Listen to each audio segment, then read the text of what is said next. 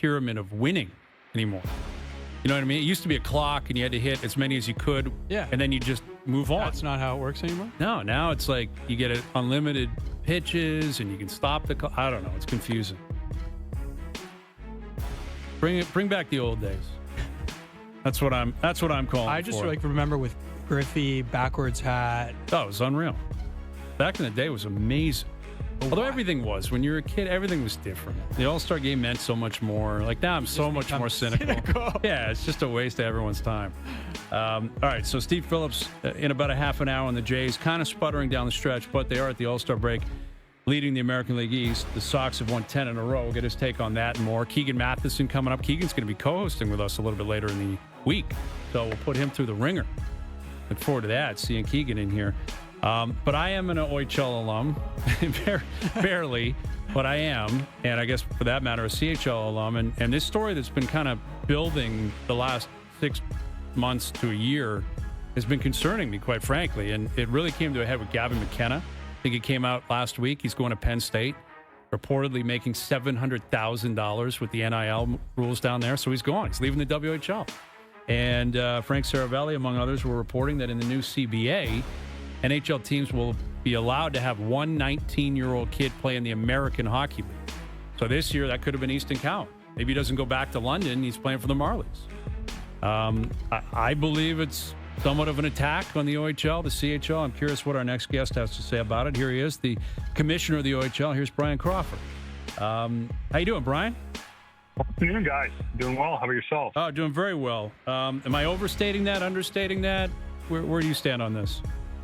Yeah, I mean, way overstating it. Yeah. You know, I think that it's been certainly an incredible time of change. The change to the NCAA rating back in the fall has led to kind of a complete overhaul of development. And, certainly this year we've been, an incredible beneficiary signing, dozens and dozens of players from other leagues that have come to the OHL that, perhaps had chosen a different path. As you know, a 15-year-old before had to make a decision about where they were going to play and what they wanted their future to look like at a really young age. And now they have what is, we view a great opportunity to play in our league and develop here, and then have the opportunity to continue to pursue hockey. And for some, that might be at the NHL level. For some, that might be at the AHL level. And for some, that might give them the opportunity to move on to the NCAA. And, I think that's a great thing for the development ecosystem. It's a great thing for our league and the quality of our league and just hockey in general.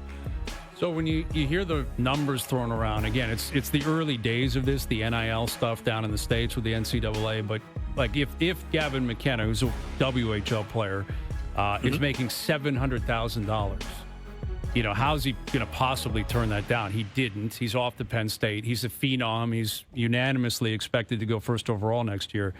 Like, how do you respond to those numbers? And is it possible for you to compete with them, or are you not thinking of it in the same way?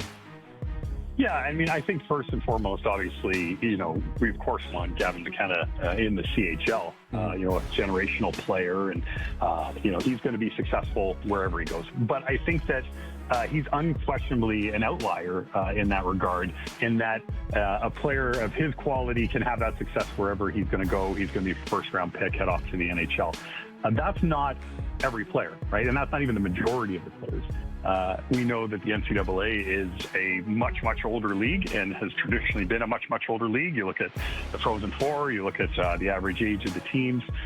So it's not the best development environment for, most 18, 19-year-old players because it is such an older league than the CHL is.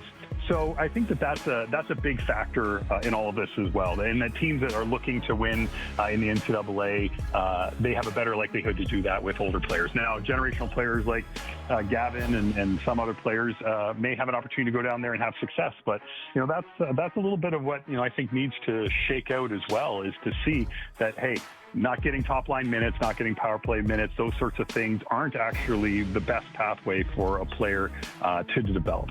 For us in the OHL, there are 2 players that have chosen to forego their 19-year-old season at this point in time and head off to the NCAA early. We have quite a number of players that as OAs and those that have also graduated after being an overage player that have gone on, which is now a fantastic opportunity for them to continue to pursue, their hockey goals, right? So that's kind of where we are, and we need to see, how things continue to develop and focus on, for us, what has made us the best development league in the world, and the stats bear that out. And, we'll focus on continuing to improve the player experience, doing more in the areas of sports science and strength and conditioning and nutrition and all the sorts of things that impact the player experience and also create better hockey players. That's actually what I was curious about, Brian. What do you think do you think you need to adapt, change? How do you think the OHL, the CHL will, evolve, I guess, in light of all this? Well, absolutely. We have to continue to adapt. We have to continue to adapt and evolve regardless of this change. And this change is one that, requires, everybody in the hockey ecosystem to adapt, right? Now being able to say, we'll truly have all the best 16, 17, 18-year-old players that are available and playing hockey. And the reality is we need to make sure that we're doing the right things so that they continue with us as 18 and 19-year-olds, continue to develop, that we provide all of the sorts of tools that are necessary to ensure that a player can reach their development goals, right? And so if we're not doing those things, then we are going to fall behind. We are going to be left behind. We're just comfortable with sitting on, hey, we've had the most number of draft choices, the majority of the players in the NHL, those sorts of things. Well, that's not always going to be the case. And certainly, we're competitive and want to continue to make sure that we maintain the pole position. With Brian Crawford, the commissioner of the OHL. And, that's a point that I hadn't thought of, the idea that I remember when I was coming up, there was great players that wouldn't play in the OHL. I wasn't one of them, but they wanted to keep, their options alive. I think of a guy like Mike Camilleri. Cammy went to Michigan. He clearly would have been in the OHL at 16. He would have gone first overall.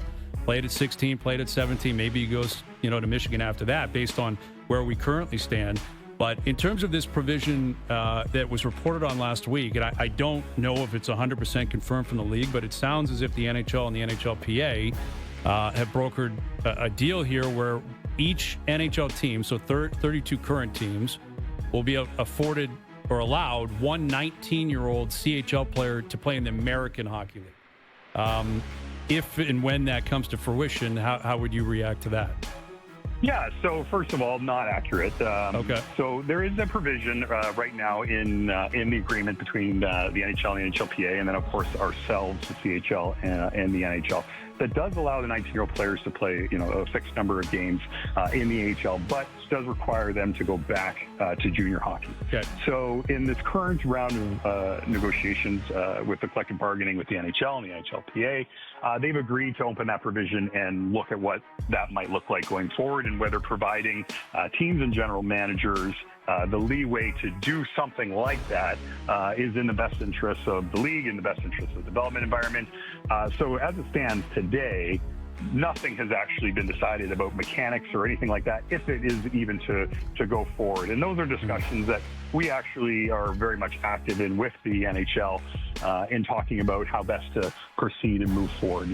We would certainly contend that the AHL is not the best environment for a 19-year-old. Very, very few 19-year-olds, in fact.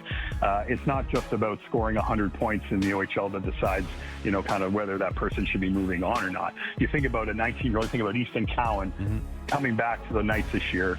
He's the man, right? He's the man. He's the man on the ice. He's the man off the ice, in the dressing room.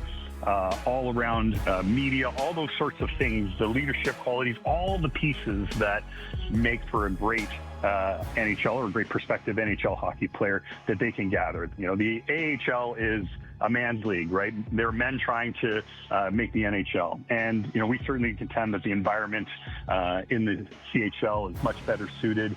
And it is also not just about that player, but it's also about developing all of the future players so that next year's draft, the year after that, all are quality drafts, because those players have been playing against elite players as well.